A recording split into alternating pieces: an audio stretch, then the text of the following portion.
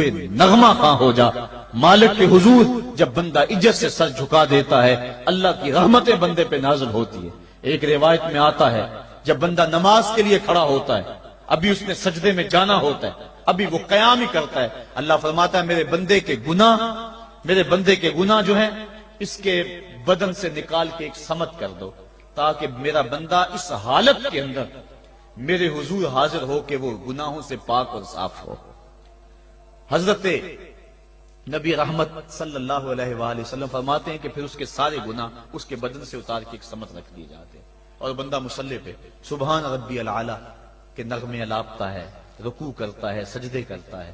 جب سلام پھیر کے نماز ختم کر کے دعا کر کے جانے لگتا ہے تو فرشتے عرض کرتے ہیں مالک یہ جو گناہ اتار کے ایک سائڈ پہ رکھے تھے یہ دوبارہ اس کو دے دیں؟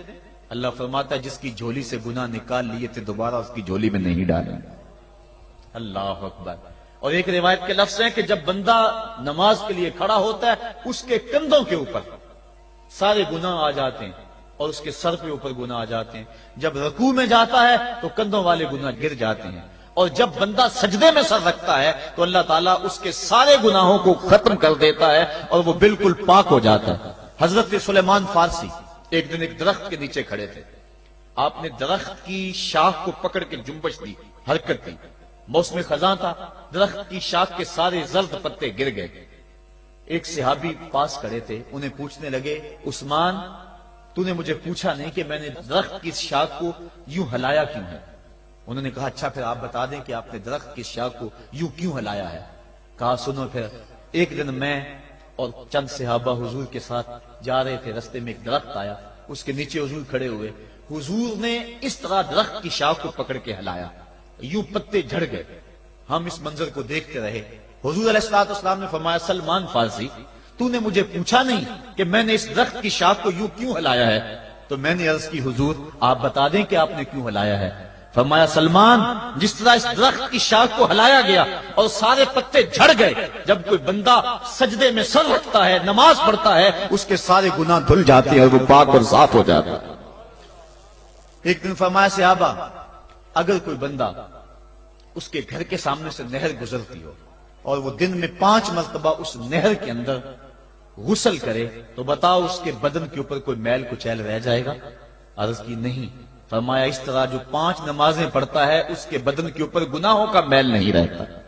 فرمایا الصلاۃ معراج المومنین، نماز مومنوں کا معراج ہے۔ عماد الدین الصلاۃ، نماز دین کا ستون ہے۔ حبب الی من دنیاکم ثلاث الطیب والنساء وجعلت قرۃ عینی فی الصلاۃ، مجھے تمہاری دنیا سے صرف 3 چیزیں پسند ہیں، خوشبو، منکوحہ بیویاں اور میری آنکھوں کی ٹھنڈک نماز میں رکھی ہے۔ اور حضور نے یہ بھی ارشاد فرمایا من ترک الصلاۃ متعمدا فقد کفر، جس نے جان بوجھ کے نماز چھوڑی گویا اس نے کفر ہی تو کیا، یعنی کافروں والا کام کیا۔ حضرت امام فخر الدین رازی نے تفسیر کبیر میں لکھا حافظوا علی الصلوات والصلاۃ الوسطی، اس آیت کریمہ کے تحت ایک عورت مدینے کی گلیوں میں چیخ رہی ہے اور کہنے لگی مجھے حضور کے در کا پتہ بتاؤ۔ حضور کی چوکھٹ کا پتہ بتلایا گیا، وہ حاضر ہوئی۔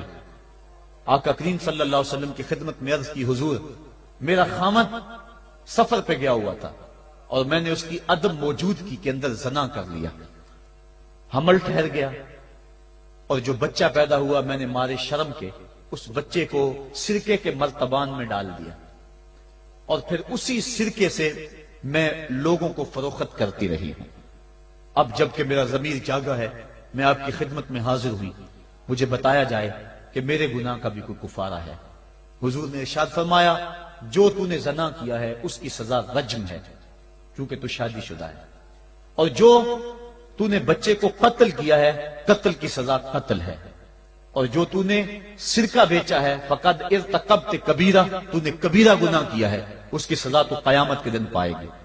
اس کے بعد حضور فرمایا ان تینوں گناہوں کی یہ سزا ہے، لیکن جس طرح تو گھبرائی ہوئی آئی تھی میں تو یہ سمجھا تھا شاید تیری نماز اثر قضا ہو گئی ہے۔ اب آپ اندازہ کریں کہ نماز کی اہمیت کیا ہے اور ہم اس بات میں کتنی سستی کرتے ہیں۔ کسی سے پوچھا جائے نا آؤ نماز پڑھنے چلے، وہ کہتے ہیں بس یار میرے کپڑے پلید ہیں، کپڑے میرے پاک نہیں ہیں۔ تیرے کپڑے کیسے پاک رہ سکتے ہیں؟ تو اللہ کے حضور جھکنا نہیں جانتا، تیرے کپڑے بھی پلید ہے، تیرا دل بھی پلید ہے، تو اس کے حضور جھک کے تو دیکھ، تن بھی ستھرا کر دے گا، تیری روح کو بھی پاکی دے دے گا، تیرے قلب کو بھی طہارت بخش دے گا۔ تو اس کے حضور آ جھک، اس کے حضور سجدوں سے اللہ کے حضور خراج پیش کر اپنی محبتوں کا۔ جب بندہ سجدے میں سر رکھتا ہے اللہ فرشتوں میں فخر کرتا ہے، میرے بندے کو دیکھو نا، بالآخر میرے حضور ہی جھکا ہے نا، کتنے گناہ کیے اس نے، کتنے جرم کیے اس نے، لیکن بالآخر میرے حضور آیا اور اپنے گناہوں کی معافی مانگتا ہے۔ فرشتوں گواہ ہو جاؤ، میں نے اپنے اس بندے کی مغفرت فرما دی۔ تو اللہ کے حضور نماز پڑھنے والا، بلکہ ایک روایت مسند امام احمد بن حنبل میں موجود ہے، حضور فرمایا جب بندہ نماز کے ارادے کے لیے اٹھتا ہے اور وضو کرنے کے لیے، جب پانی کا پہلا قطرہ چلو پہ لیتا ہے، جو ہی اس کے بدن سے وضو کا پانی چھوتا ہے اللہ اس کے گناہوں کو معاف فرما دیتا ہے۔ جس نماز کے قصد کے لیے اٹھیں اور وضو کریں اور پانی چھوتے ہی گناہ معاف ہو جائیں، اگر اس نماز کا اعلیٰ درجہ سجدہ کر لیا جائے تو پھر مالک کی کتنی رحمت نازل ہوگی۔ یہ کتنی بڑی دولت ہے، یہ کتنا بڑا سرمایہ ہے جس سے ہم لوگ محروم رہ جاتے ہیں۔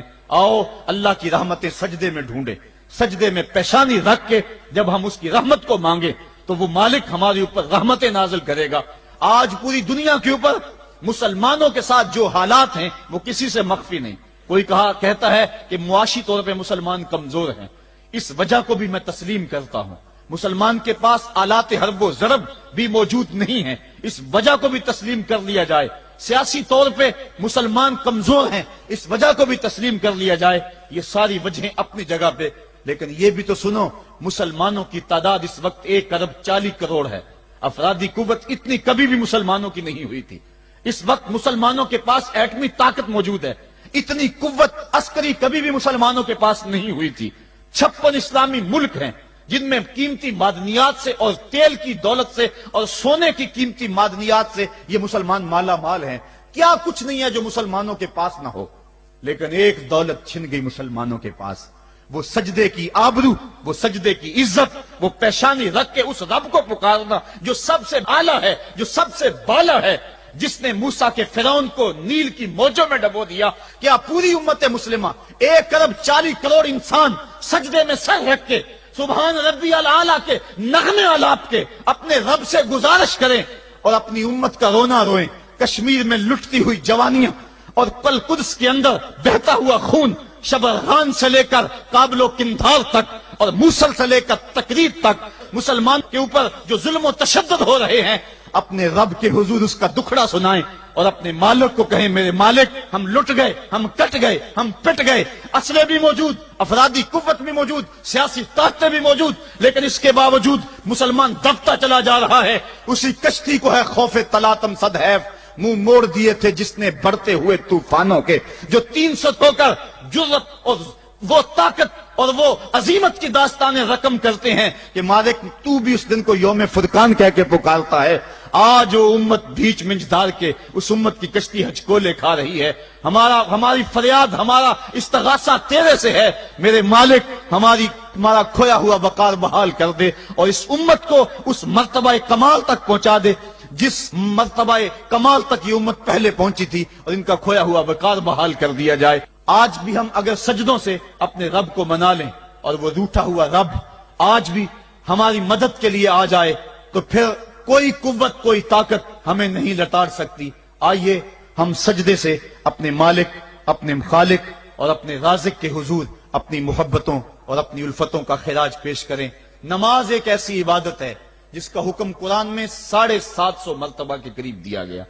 اور ایک آخری بات عرض کر کے اپنے موضوع کو سمیٹنا چاہوں گا۔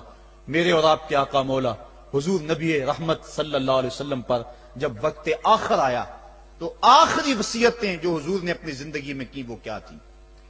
2 وصیتیں تھی حضور کی آخری کی، جب حضور ایام مرض میں تھے، اور آخری وصیتیں اس کے بعد حضور نے کوئی کلام نہیں کیا، وہ یہی تھا الصلاۃ الصلاۃ الصلاۃ الصلاۃ۔ لوگوں میں تمہیں نماز کی تاکید کرتا ہوں، میں نماز کی تاکید کرتا ہوں۔ اور دوسرا فرمایا جو تمہاری ملک میں تمہارے غلام اور تمہاری لونڈیاں ہیں ان کے ساتھ حسن سلوک کی تاکید کرتا ہوں۔ یہ آخری 2 باتیں تھی جو حضور نے ارشاد کی۔ حقوق اللہ کے حوالے سے نماز اور حقوق العباد کے حوالے سے حضور نے کمزوروں کے حق ان تک پہنچانے کی تاکید امت کو دی۔ اور اس کے بعد پھر حضور انتقال کر گئے۔ آئیے ہم سجدوں سے اپنے رب کو راضی رکھیں۔ اللہ مجھے آپ کو توفیق عمل عطا فرمائے۔